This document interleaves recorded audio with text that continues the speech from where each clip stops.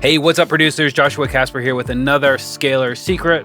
None of these are obviously secrets, but just another feature you might not know about that can be very useful. And this one is key switching. Key switching will allow you to cycle through different patterns that you have contained in one instance of scalar. Let me show you what I mean. So here in this instance of scalar, I've got a verse, a bridge, a hook, and then a second bridge, which will lead me back to that verse. There's a key change in there. If you want to know about how I did that, just let me know in the comments and I'll get a video out. But for this, I want to talk about how to tell scalar to go from verse to bridge to hook to bridge and then back to verse. Right now, I've got play synced to my DAW and it's on loop, but if I play it,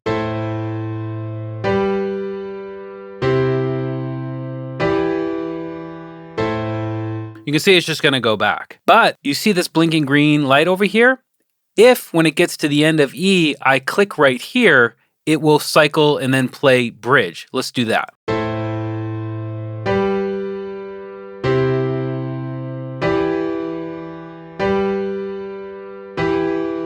You see how I went to the next one? Now, keen-eyed viewers might have noticed that when I went from here to here, the green keys up here also switched. Now, these are our key switches. Now, if you don't see that, it could be one of two reasons. One is you're not in pad or pattern view. If I exit out of here, those green keys are gone.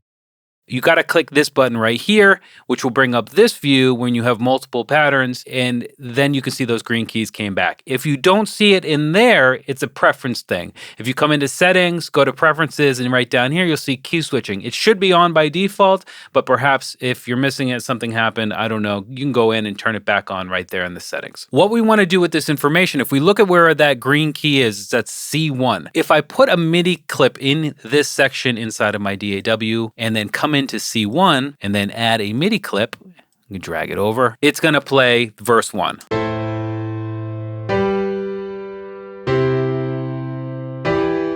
But if I take that MIDI clip and put it up to D1, it's going to play the bridge. And that'll be the same with the hook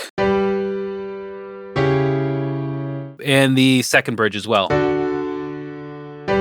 So now with those key switches, I can trigger whichever part of the song I want to have happen. So it's not always am I going to want to go from the second bridge back to that first verse, or maybe I want to start with the hook and then go into the verse. But I have a lot of flexibility now that I know what the key switches are to trigger those different patterns. So if I wanted to come in and just play it as I have it laid out, I can come in and go here, and then go here, and then go here. And now if we play that, it should just cycle through all of the different patterns and loop back around, just like I have it laid out here inside of Scalar.